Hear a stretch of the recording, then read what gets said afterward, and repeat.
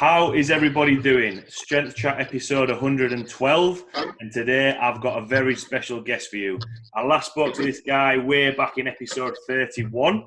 Today I am joined by five-time IPF World Champion, the one and only Ray Williams. How are you doing? No. How are you getting on? Man, I'm loving life right now. I'm blessed from the standpoint that due to the current pandemic that's affecting the whole world, I still have a place to train. So I'm blessed, for having my gym. Nice. And is that at your home then, or have you got a little unit that you go to? No, it's actually a community gym about 6 miles from here. Oh, okay. Because I know over here the gyms, all the gyms have shut down. So I ended up going to the gym, and I can't really fit a squat rack in my apartment. So I ended up getting a strongman log and some kettlebells, and trying to make the best of it. I mean, if that does happen here, me and my wife, we got the same setup. We got a log. We got some tsunami bars. We got plenty of power bars. So we'll figure it out. It's just gonna suck to have to move all that weight. Yeah. How is your what's your training looking like now then? Because obviously the Sheffield 2020 is being pushed back a year. What's your training looking like? Me and my coach, we're moving on as planned. We're moving on just like Worlds is going to take place when it's supposed to. Yeah, nice. I mean, basically, that's all you can do if you're a lifter. Yeah. Just push on as if everything is everything. Yeah, nice. So obviously you spoke way back in episode 31. So a lot of things will have changed since then. So for everyone listening who might not have heard the episode 31, do you just want to give a little bit of a background to yourself? 33 years old. Been powerlifting since 2012. I coach football in Mississippi, junior college football.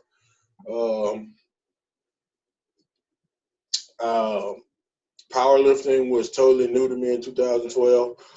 I sucked at it pretty bad. I got hooked up with the right people. Coach Matt Gary at the IPF World Championship. And I want to say 13, 14.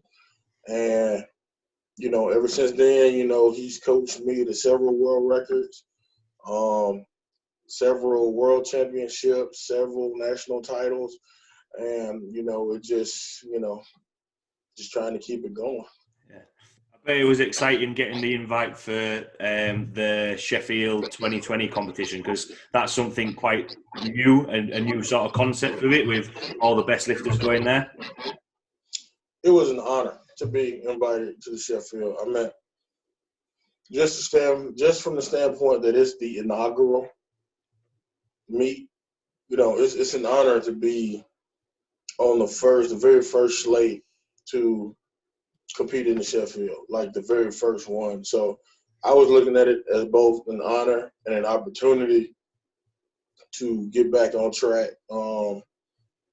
Just lifting like I know I can lift. Yeah. How was the training going in the build up to that competition then? Or did you just, like you mentioned at the start, you were still training as planned? Did you have like a little bit of a mock meet, or what was the plan with that? Oh, you're talking about after it was canceled? Yeah. After it was canceled, I took a week off. All right. Kind of healed up and just started my training for Worlds. Like, the way I looked at it, being that I was peaking, 2 weeks prior to Sheffield being canceled, I had already deadlifted in the 800s twice. I had I'd squatted 980 plus at least 3 weeks prior. I worked my way up to 455 kg, and I had a technical malfunction. Basically, or a technical lapse. I didn't brace properly, and I got more than halfway up, and being that my core wasn't tight, right when it was time to force, drive my hips through, drive through the floor, get the hips through, I couldn't because I didn't brace my core. So I had to dump the weight. And I went back, I did it again, but I was exhausted. Yeah. So I consider it, I hit 1,000. Well, I know I can hit 1,000. I hit 1,000. So I pretty much did my mock meet. And I benched in the fives that same week. So I figure instead of doing like a mock meet, why not just consider this last week of training a mock meet? Squatted 1,000. I deadlifted eight plus, and I benched in the five. So I consider that whole week a mock meet. So I just took a week off rather than beat up my body some more. Yeah, that's fair enough, because you don't want to risk, especially with a technical issue like you mentioned there. You didn't get an injury or anything, no little niggles after that. Feeling good after the week off. Only thing that got injured was my bar. Like my bar, it's not bent bad, but it has a slight roll now. So I had to get some new bars. So it was about time anyway. Got some new bars, and just knew everything. I walked away injury free. I didn't damage my monolift or any of the other equipment, so I'm happy. Nice. So you mentioned there, obviously having a technical issue, and then you said when you first started out, sort of, not really knowing what powerlifting was, and I sent you an email over just to chat about one of the biggest points that people ask questions is, how do you get stronger and improve on your weaknesses? So obviously from where you started out to where you are now, is everything a weakness at the start? Is it just, you just need to get better technically? What are your thoughts on that? Well, personally, I did it wrong. And I'm saying me, I did it wrong. I worked on strength first because, like I said, I didn't have powerlifting in high school.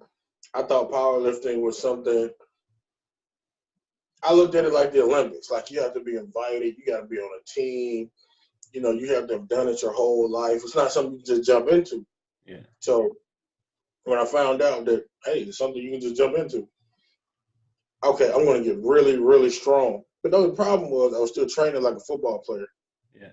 Like, I didn't know the key points. I didn't know what, when, and how to do certain things. So basically, I did it backwards. I got strong first, and then once I got strong, I tried to go in and implement technique.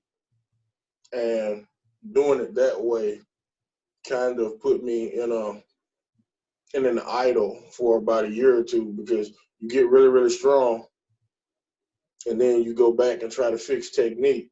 Well, fixing technique may cost you some strength and some lifts. Like, doing things right may make you feel not as strong because you're not confident in what you're doing.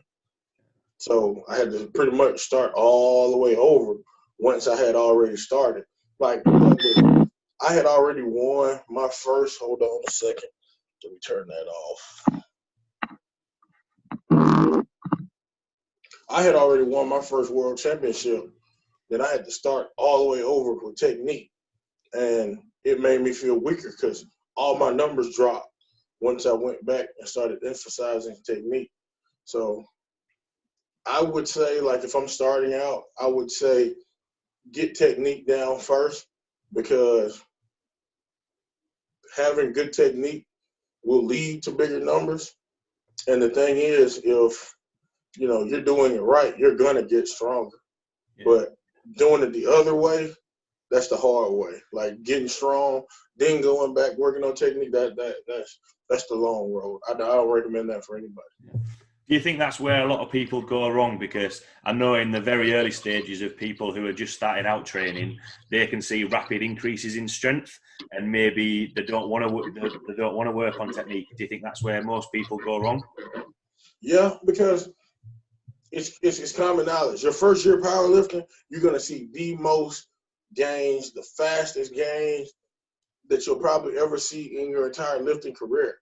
Like you're gonna see hundreds of pounds added to certain lifts like fairly quickly.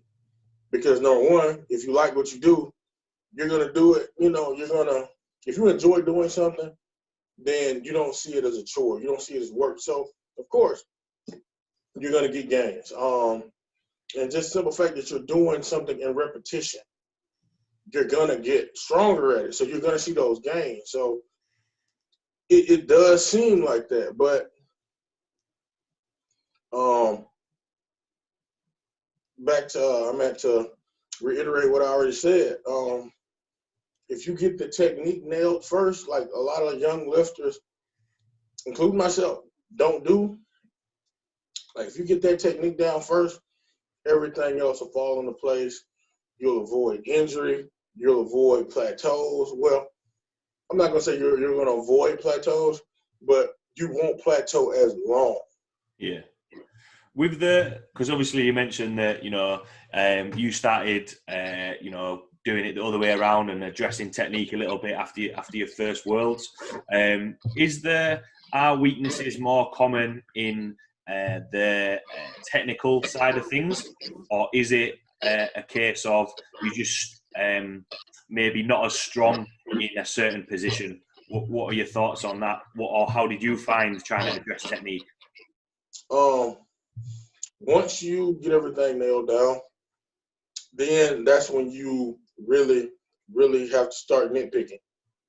Right. Like, where do my issues lie? Like, I know for a fact, if I don't see a chiropractor, one of my hips, my right hip, is higher than my left.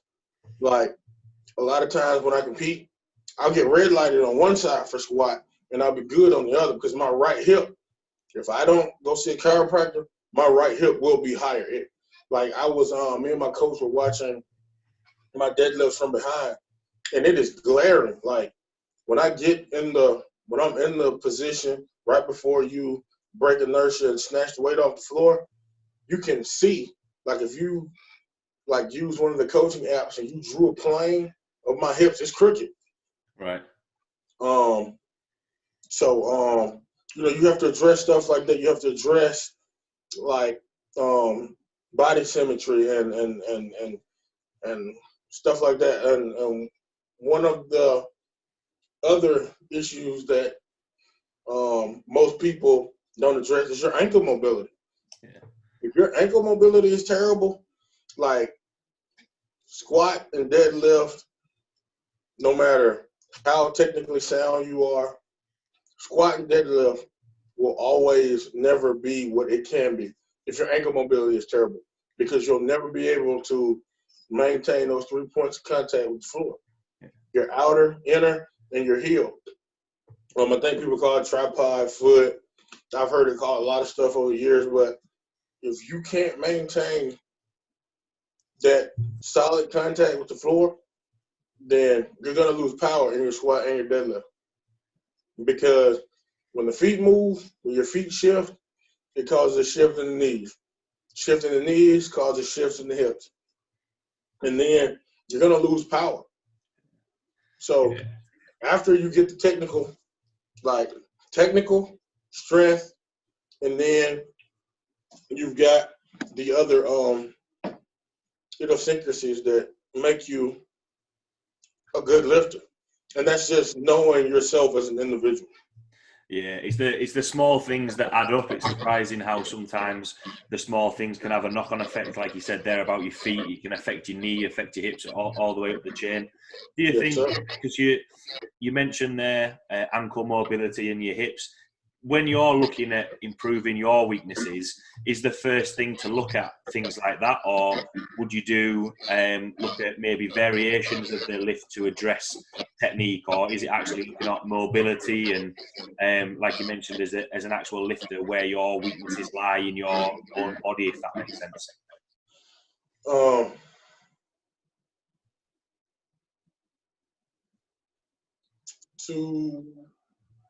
That's a loaded question. It depends.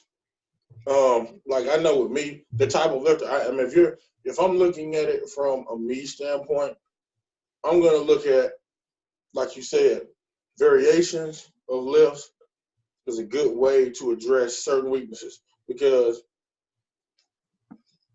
as we all know, you go to the gym to address weaknesses. I think sometimes we get so caught up in our numbers. We go to the gym and we only want to do what we're good at. Like for a long time, all I wanted to do was squat. I hated deadlift. I hated bench. And then I got into my first battle at in a competition, and I realized I might want to pay a little bit more attention to these other two lifts because everybody else is pretty good at it. And you're not gonna last long if you're a one-trick pony. Yeah. But to go back to your question, variations of lifts can help. Like if you've got a weak upper back, a good way to address a weak upper back is squat variations. Whether it's searcher, whether it's safety bar, whether it's Comer bar. I mean, whatever your gym allows and whatever you have access to. There are front squats. There are a ton of different ways to address weaknesses in your when it comes to your lifts. It just depends on what you want to do and what you're comfortable doing. What have you found to be to have the biggest impact on your training? The variations of the lifts, or like what you mentioned about the mobility with your hips and feet? For me, it's mobility. Yeah. For me, it's mobility. I do so much accessory work because I don't like variations. Right. I don't. I'm not gonna lie to you. I hate safety. I hate any variation of any lift because it seems like they all just suck so bad. So what I do is I spend hours in the gym doing accessory. I work my upper back. Like that's when, I don't know if you ever heard the term power building. That's when you combine bodybuilding and powerlifting. Yeah. Because see, bodybuilders don't do a lot of weight, but they do a whole bunch of reps to get that definition and that symmetry that bodybuilders need. Yeah. Well, me, I do power building. I do it with a lot of weight. I do what they do with a lot of weight because I want my muscles to be strong. So basically, once I do my core lifts, then I switch into a power building mode. And I address my weaknesses that way. A strong, wide back, because the bigger the back, the bigger the bench, the bigger the deadlift. Yeah. Make sure my traps are strong. Make sure my quads, hamstrings, abs, abductors, calves, all that. I hit it all. I address my weaknesses through lots and lots of accessory work. Yeah. I suppose as well, if you're not doing as much variation of exercises and just focusing on squat, bench and deadlift and then doing the powerlifting, power building afterwards, you can actually dial in your technique a little bit more with the main lifts. Obviously, you mentioned there about repetition, dialing that in. That's how it's supposed to be. Have you seen what is the changing cues or for the technique side of things that you've worked on then to address technique? Well, as you know, when you first start powerlifting, one of the things people take, you gotta get you some shoes, man. You gotta get you some lifters. So I got some lifters. I got some of the Nike lifters. Absolutely hated it because I'm extremely flat-footed and, kind of my whole thing is I'm top heavy. Like I have very small calves, big quads, huge torso, huge upper body. So I'm top heavy. So when I put on lifters, it makes me feel like I'm going to fall forward.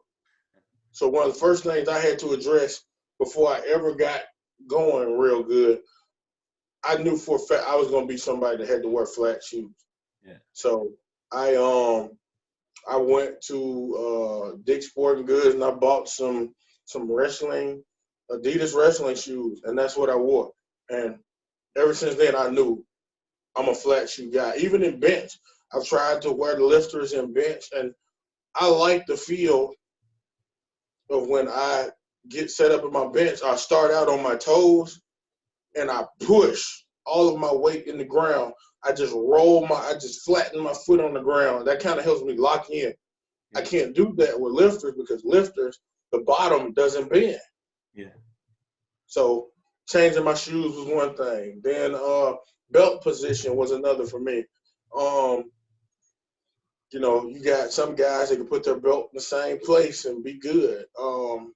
I can't do that. When I squat, my belt is right above my navel. When I deadlift, it's like an inch or two higher. That is interesting because I know with some of the lifters that I work with, we've actually played around with the belt position in different lifts, and actually it's surprising how much of an impact it can have. For me, when I lift, I have the belt in a similar position, but from I've had a couple of my own lifters say that they have their belt in a different position for different lifts. Just touching on the equipment side of things, do you think people, like what you mentioned about the shoes, and when people get a belt, get the shoes and get the belt because they think that that's what you need to get stronger rather than addressing weaknesses? Like what you mentioned, they'll wear lifters, but if it puts them off balance, maybe actually working on ankle mobility. I think it's some of that, but also at the same time, just pure excitement. Like I trained with a guy recently. He's in the military. When he got his first SBD belt, you would have thought this dude won the lottery. Like, he was so excited about this belt, because, like, powerlifting was new to him. And he was seeing those gains. And he was seeing gains with, like, a regular, one of those little flimsy leather gym belts. Yeah. So he got that SBD belt, man, you would have thought he put on a Tony Stark's Iron Man suit or something. Like, so I think it's a little bit of, on one hand, you got, those who think, I got the gear, so the game will come.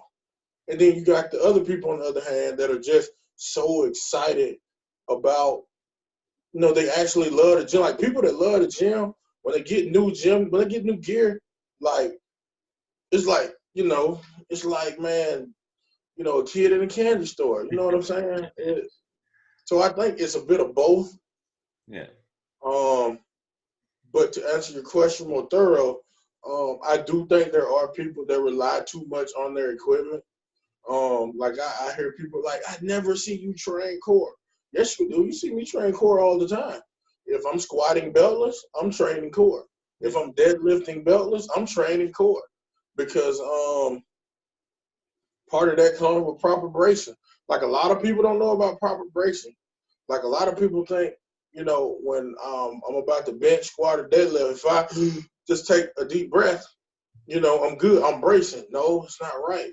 And, it's something I try to explain to a lot of people, because, like, if you're chest breathing, like, if you're inflating your lungs, yeah, you're going to feel swole, but you're swole in the wrong place. You're swole above the belt. You don't want to be swole above the belt. You want to take that air in the diaphragm. You want to belly breathe. You want to be swole below the belt and around, not around. You want to be swole inside and under the belt. That's where you want to be tight. Because, like, that squat that I failed at a couple of weeks ago, I took it in up here in the lungs and didn't have anything down here. So when it came to the point that I needed my abs to engage, I folded like a damn lawn chair.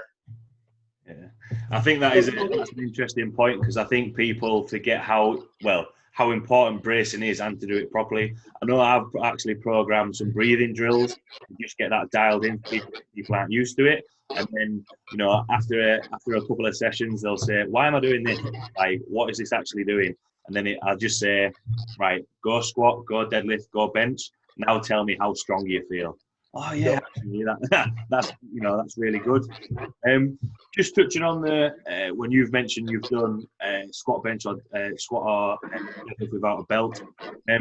How do you go about adding in equipment as you start lifting? Is there a certain weight where you start using your belt and using your knee sleeves? What's the process of that? I put my knee sleeves on in the beginning, Yeah. and I just leave them on the entire time because I like to get those joints warm, and I like to keep them warm. Yeah. So, and that's just me.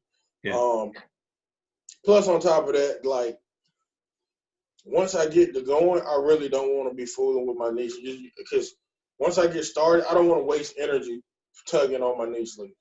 Yeah. Like pretty much putting on my knee sleeves is part of my warm up.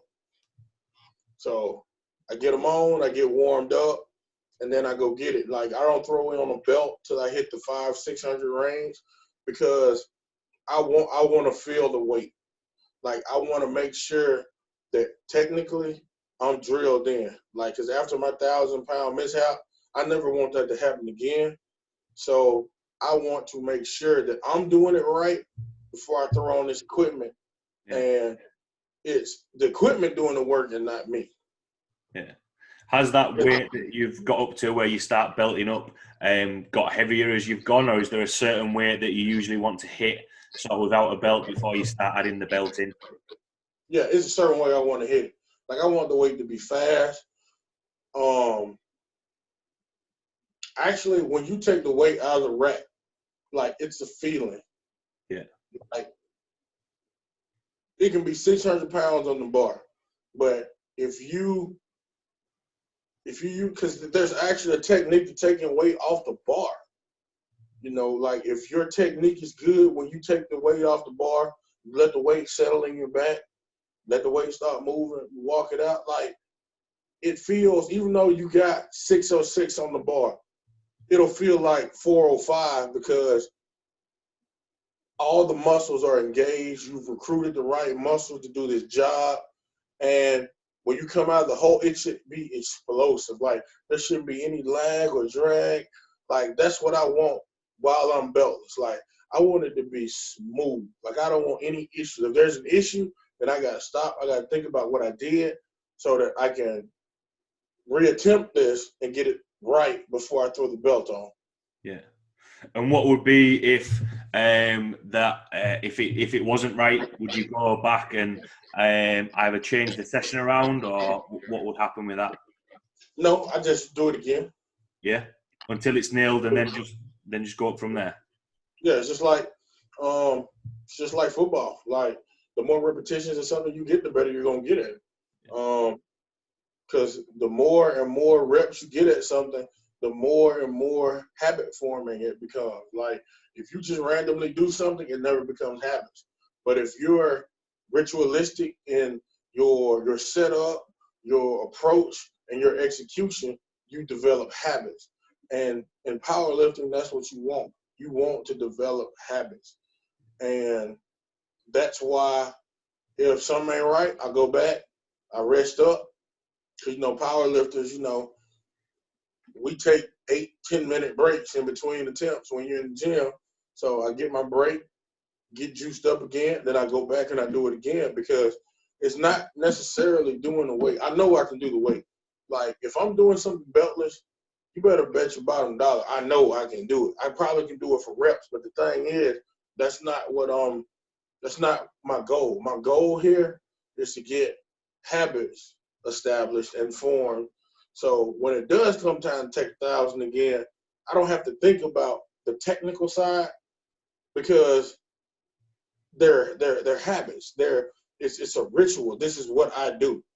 And just like with any ritual, like you wake up in the morning, first thing you do, you get up, you go to the bathroom, you wash your hands, you brush your teeth, you wash your face. That is ritual. That's what you do. If you don't do one of those things, something's wrong.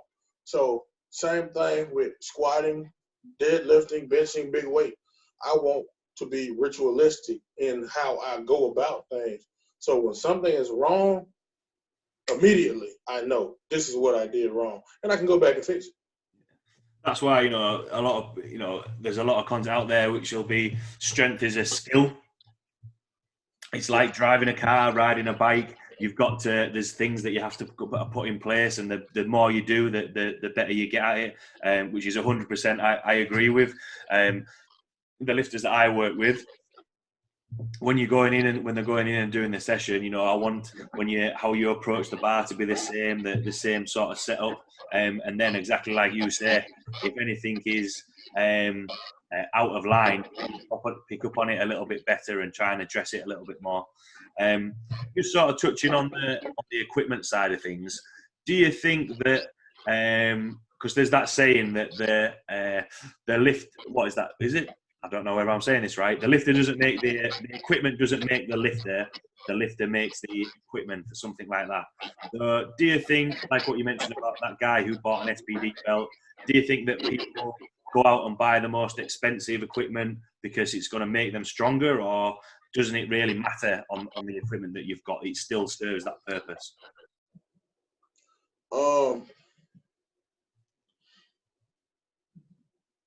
I do agree with you. I do agree with the lifter makes the equipment, not the equipment makes the lifter. But also, when you power lift, I mean, being that it's your body, you know what I'm saying? Like every time you take an attempt, every time you get under that bar, like you could be seriously injured. You could be hurt. You could even die. It's been some guys get really, really messed up in the gym. And the thing is, when you power lift, you want the most reliable equipment. I want the best equipment. And I think that's what, now granted, like powerlifting is an expensive sport, is an expensive hobby, and people know that. And it's why a lot of people who get into it don't stay in it long, or they try it out. Nah, this ain't for me, because we're just talking about the equipment side. Yeah. We're talking about the supplements, the visits to the chiropractor, the massages. We ain't talking about none of that stuff. All the food. Yeah, all the foods you gotta eat. Like we haven't even addressed that stuff yet. And then meats and membership fees and travel and hotel, none of that. So powerlifting is expensive. But the one thing I will caution people in, like if you're gonna do this to your body, make sure you're putting the best stuff on your body, or the best stuff on your body that your money can buy. Yeah. And one of the reasons I think he was so excited to get an SBD belt, because, like if you get on social media, that's all you see. Like, and I tell people all the time, like whenever I look at a squat video and I see knee sleeves, automatically, like it's kind of like basketball. You're looking for the Nike sign. You're looking for Jordan. For powerlifting, I'm looking for those colored stripes on their knee sleeves. Like, okay, that's SBD. Yeah. Or I'm looking for that elaborate belt buckle. Okay, yeah, that's SBD. Like that's what you're looking for. Yeah. And I think SBD's done an awesome job at establishing themselves as the best brand in the market. So, I mean, I think that's why he wanted the SBD belt, because when you think about fly shoes, what do you think about, man? I'm about to get them J's, I'm about to get the Jordans. So SBD has set themselves apart as the Jordan of powerlifting. Yeah, I wanted to ask that question out there, because I've had quite a lot of lifters go out there and buy SBD. If anyone ever asks a recommendation for me, I have an SBD belt, I have SBD wrist straps, knee sleeves, singlet. Do you know what I mean? I would point them into that direction of those, but sometimes. Like what we've mentioned throughout this, you've still got to dial in that technique. You've still got to be strong. The equipment doesn't make you strong, but I 100% agree. You want the best equipment to make sure that you're looking after yourself. But I will say this: the equipment should complement you, not the other way around. Yeah. Like if you're not strong, that equipment will only take you so far. You'll only get so far in. Yeah. Like if the man or the woman, like if you can't, like throwing on an SBD belt ain't gonna help you squat 700 pounds if you're 300 pounds squatting. Ain't gonna happen. Yeah, absolutely. So the equipment should only be a complement to the work that you're putting in. Yeah. Have you always used SBD, or have you used other equipment as well? My first year of powerlifting, I didn't know anything about anything, so I wore Titan gear. Right. My very first year, and after my first year, it's been all SBD. It's been SBD everything ever since. Yeah, nice. So just going into obviously, as you're saying, the equipment will complement the lifters getting stronger. How you've progressed through your lifting career, and obviously, the numbers that you're putting up, some crazy numbers. Have your weaknesses changed as it's gone through your career, or have you tried to address one thing at a time as you've been progressing through? They've definitely changed. Because as you get older, you kind of get a bit of maturation in the sport. You kind of you take care of all of the new to the sport weaknesses pretty early. If you're dedicated and if you're serious about it, you'll take care of those pretty quickly if you just put the time in. But there's some things I still deal with to this day, like on bench. I still struggle with like basic stuff. And just because I just don't consider myself an elite bencher or a good bencher. So my bench, that's the lift I have to work the hardest at, just because old football injuries, for one, won't allow me to be a good bencher. And two, I guess benching is the lift I have to think about the most. Whereas squat, I really don't have to think about, a whole bunch. Deadlift, I really don't have to think about. So, it's kind of, old football cliche, you play slow when you think. And, that's why I guess my bench is, it is what it is right now. Do you think that's what you found the most challenging weakness, if you like to work on, or has there been other elements of your lift that you've really had to try and focus on a little bit more? No, both. I have to focus on it, and it's the one that I actually enjoy working getting better at bench, because the more accessory and stuff I do outside of just straight benching, number one,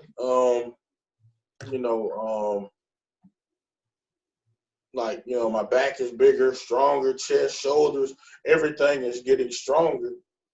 So I'm actually enjoying doing the accessory work to get a bigger bench. Yeah. But at the same time, I'm also, always learning and seeking knowledge on how to become a better bencher, So when I do bench, I'm not thinking as much. I was, Jen Thomas posted something a couple of months ago, and I think she was like, she posted something about foot drive, that when you put your feet in the floor, that you're constantly, like, you're pushing into the, I didn't know. I thought you set your feet, you locked them into place, and your feet were just there. Like, I had no idea about foot drive and all that. Yeah. Have you been? I thought it was a timing thing. Like, you bring it down, then you push and you drive. No, like, you have to apply constant pressure into the floor with your feet. Like, that's something, as long as I've been powerlifting, I guess I've heard it in so many ways, or people thought they were telling me constant pressure on the floor with your feet.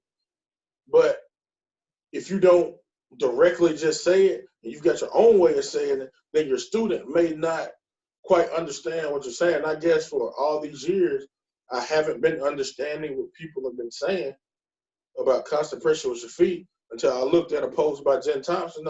Oh, that's what she's talking about. Yeah. Yeah, it's interesting how someone, a different person, can put something across, and it's like, oh, actually, yeah, it start ringing bells in your head, and thinking, yeah, actually, that's what I should be doing. With your bench, has that meant then that you've maybe been benching more throughout the week, or have you just had more accessory stuff to help with your bench? Both. I have a light bench and a heavy bench day. That's the only lift I do twice. Right. I have a light bench and a heavy bench, and I still do accessory work on top of that. Yeah. So, and what is the, because obviously you mentioned there about a different cue that Jen Thompson posted. Has there been, have you changed your setup, or like how you're bracing with the bench press? How does that work with that? It does, because learning that about my feet made me like really, really dig into it. And it's changed how it changed everything. It changed my entire setup. Retracting the scapula, rolling the shoulders back. Like, I knew all that stuff, Yeah. but it just was my feet. But just putting that pressure on the floor, it makes you stay tight, because it's impossible to push into the floor and not be tight. So basically, I treat it like I'm an equipped bencher. Like, if you've ever seen an equipped bencher, like when they bench, it's constant tension until they re-rack it. So I just treat it like that. Yeah. Ah, interesting. Cool. It's interesting, and why I wanted to pick your brains, because someone who's at the very top of the game, if you like, still addressing these weaknesses and still trying to improve. With your training going forward, do you think that there'll be how much do you reckon you can improve on your bench? Do you think? Definitely a good bit, because that's the lift that has the most room, for me to improve. And I definitely think if I like nail down certain things to where, every time I bench, it doesn't feel like a whole different setup, whole different execution. Like, once I can nail it down to where every time I bench, it feels the same, the setup feels the same, the execution feels the same, then I think I'll become a better bencher. But that's just going to come with me, like, really right now, focusing on my setup, focusing on the execution, because otherwise, every time I bench, it's going to feel different, and I'm never, ever going to get to a point where I can just focus on the lift. And with because bench is my weakest lift. I really enjoy squatting and deadlifting as well. And it's one of those things where, like, oh yeah, I've got a squat or deadlift session. Like what you're saying, if you think you slow down, with your squat and deadlift, do you think it's just the case of, because they're potentially better lifts, keep pushing those, just keep putting more weight on the bar, or will you still have something that you'll work on in the background? You'll always have something to work on, because I think Kobe Bryant said it best. We'll never be perfect. Yeah. In anything we do, as people, as athletes, as parents, whatever, we'll never be perfect. But the more and more you practice at it, the harder you work at something, you cut the distance between you and perfection. And I think when it comes to powerlifting, it's the same thing. Like, the more and more you work at something, the more and more you hone those skills, the closer you'll get to perfection. And I guess from a powerlifting standpoint, you can substitute your goal with perfection. The more and more you work, the more and more you cut the distance between where you're at now and where you're trying to get. So as good a squatter as I am, there's still some stuff I can do better. And whether that's in the moment or overall, I definitely have room to improve between where I stand now and, like, in squat, reaching that ultimate goal of one day squatting 500 kilograms. I was just about to say, what would be your take-home points or words of wisdom? But actually, I think that was a nice way to finish off. Really, I think, yeah,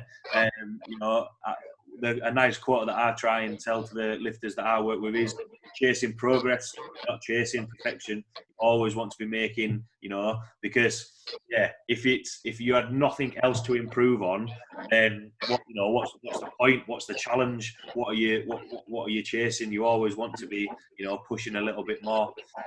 Yeah, no doubt. Like, if I'm super strong and my technique is solid, then the next thing is your timing. Like with squat, you have to time it up, when to explode out of the hole. Deadlift, you have to time it up, when to drive into the floor and, explode this weight off the floor. There's always something to work on. It's always something that you can do to get you that much closer to your goal. Absolutely, and I think that was a common theme sort of throughout the chat that we had. So thanks again for taking the time to chat with me. I enjoyed chatting with you in the very first time that we chatted. I'm sure this episode will just be as popular as the very first time I spoke to you. Everyone listening who might want to watch your training or see your progress, where can people find you? I post a good bit of my training on my Instagram, my Facebook. My Instagram is Optimus Prime _334, and you can find me on Facebook. My entire government name, Ray Orlando Williams, and also my Twitter, which is Coach Williams, I think _1. No, Coach _Williams 1. Nice. But working on a YouTube deal, but between having a newborn and working on school and being a football coach, and hiding from the coronavirus, it's got a pretty full plate right now. Yeah, a lot of stuff to keep you busy. Thanks again, Ray, for taking the time to chat with me. Thanks a lot to everyone listening. I hope you all enjoyed that as much as I did. And I will see you all next week.